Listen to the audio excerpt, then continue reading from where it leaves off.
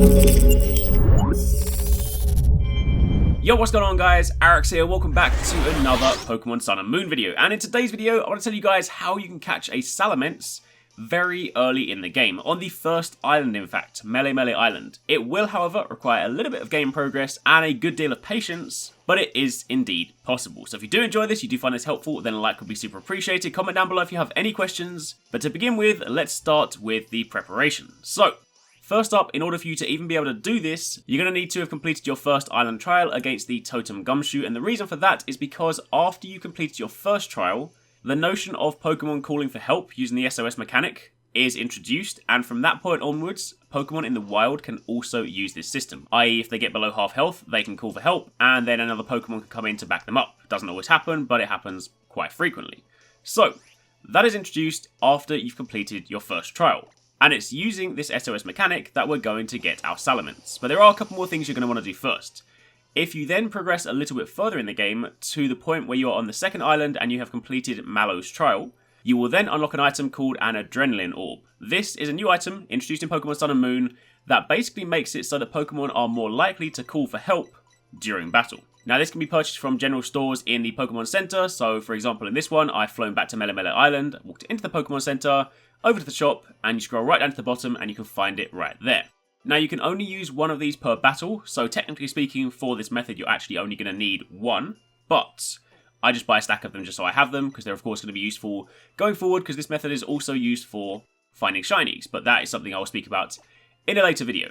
So, once you then have your Adrenaline Orb, the only other thing you're going to need is a Pokemon with the move Full Swipe. Now, Full Swipe is a move that basically, no matter how much damage you do, it will always leave the opposing Pokemon on 1 HP. You can actually get another version of this from the Munchlax Mystery Gift that also has a move, I can't remember the name of it at the top of my head, but it has a move that does the same thing, brings the opposing Pokemon down to 1 HP. Now, this is not entirely necessary, it just makes it a hell of a lot quicker. The reason for that is because you're going to be fighting a lot of Pokemon, and if you have to use, a number of different moves to gradually edge its health down, then it's going to make an already long process a hell of a lot longer. See, if you have something like Full Swipe, then you can use an over-leveled Pokemon. Like in my situation, I'm using a level 35 Pokemon against what we're going to be fighting, which are level 10 Pokemon, so Full Swipe will never kill it. But if you don't have that, then you're going to have an appropriately leveled Pokemon so you can gradually whittle its health down. So, either way, it's not necessary, but it will make your life a hell of a lot easier. In fact, the Adrenaline Orb is also not necessary, but again, it makes the process a lot easier. So, with these two things in place, what you now need to do is head over to Route 3 on Melee Island. That is over on the right hand side. You can either walk there, or depending on how much progress you've made in the game, you might even be able to fly there.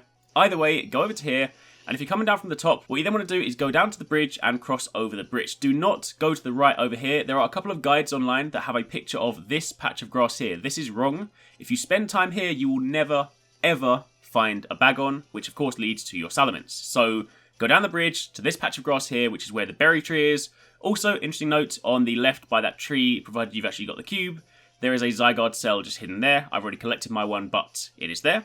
But then what you now need to do is have a hell of a lot of patience, because in this patch of grass, there is a chance to spawn a Bagon. It is a 1% encounter chance, so it is very low. I spent 3 hours walking around in this patch of grass before I saw my Bagon. So it goes without saying, it is not going to be a quick process. But if you're patient, and you really do want your Salamence, then after hours and hours of walking around, eventually you will get your Bagon. And Bagon is the pre-evolution of Shelgon, which is the pre-evolution of Salamence. And the reason this is important is because we're going to take advantage of the new SOS mechanic and get Bagon to call in for help. And while a lot of the time it will call in another Bagon, there is a slim chance, again I believe it's about 1%, that it will call in a Salamence instead. And it's that technique that we're going to use. So, your battle will go something like this. Once you've encountered your Bagon, you will use a move to drop its HP down as low as possible. So again, if you have Full Swipe, I can use it without having to worry about killing it. If you don't have that, then just use moves that you know will not kill it, because if you do kill it and you then wipe it out, you're going to have to go through the tedious process of finding another Bagon. So drop it down to 1 HP, and then once it's done its move, you then go into your bag and use an Adrenaline Orb. This will increase the chances that it will call for help, and then hopefully following that, it will then call something in. Now typically it will then be another Bagon, as mentioned, so once this happens, you then need to defeat the other Bagon so that you can wipe it out, so that the first one can once again call in for help. Now there will come times where it will fail calling for help, and there will also come times where it won't call in for help at all. And in those instances, you need to waste a turn. So you can waste a turn by using, moves that buff you, moves that debuff the enemy, fair enough. But one of the easiest things to do if you have multiple adrenaline orbs, is to actually go back into your bag and use an adrenaline orb again. Now, because you can only use one of these per battle, it won't actually consume it. It will use a turn and it will actively go to use the item, but it will then state that it's had no effect and it will not consume the item. So you can see here that I went to use it, and if I then go back and check my inventory, it has not depleted at all. So you can effectively attempt to use an item that you can't use to waste a turn. So any time that the Bagon doesn't call in for help, or calls in and it doesn't arrive, just use this to waste a turn, because what you don't want to do, again, is kill the Bagon.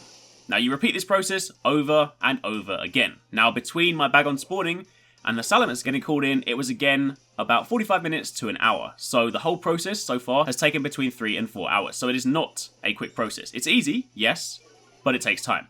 It's also worth noting that you're going to want to keep an eye on the Bagon with 1 HP. Bear in mind it's using its moves, and this process can take quite a long time. So if it uses up all of its PP, then a Pokemon can struggle itself to death. If that happens, then the battle will end, and you'll again have to go through the tedious process of finding a Bagon. So what I would recommend you do is use the PP of your moves to try and sort of track the progress of, say, the enemy Bagon. And if you've gone through something like, say, 30 turns, I would recommend waiting for the first Bagon to call in help again, killing the original one, and then dropping the new one down to 1 HP so that it has a refreshed amount of PP, so that it then has a whole roster of moves to use again, and you won't have to run the risk of it struggling itself to death and ruining your entire process. So do keep that in mind. If you've gone through, say, 2 of your moves, and each of those has got like 15 PP, then of course, you've used up 30, then keep in mind that, say, the Bagons, Ember, Leer, Rage, anything like that may well be running low. So just keep that in mind. But eventually, once you've done this many times, the Bagon will call in a Salamence. And at this point, the process becomes easy. It's just like catching any other Pokemon. You clear out the Bagon, because of course you can't catch a Pokemon when 2 are in the field, and you then lower Salamence's health, and you then catch it. And it is as simple as that. As I mentioned, it's not difficult, it just takes a long time. The other cool thing is the Salamence that's called in is actually level 10, which is really crazy, because normally a Bagon evolves into a Shelgon at level 30, and from a Shelgon into a Salamence at level 50. So to have a Salamence at level 10 is pretty cool. You can then take it throughout the game and use it as you please. It's a very good Pokemon, so definitely something you might want to consider if you've never had it before.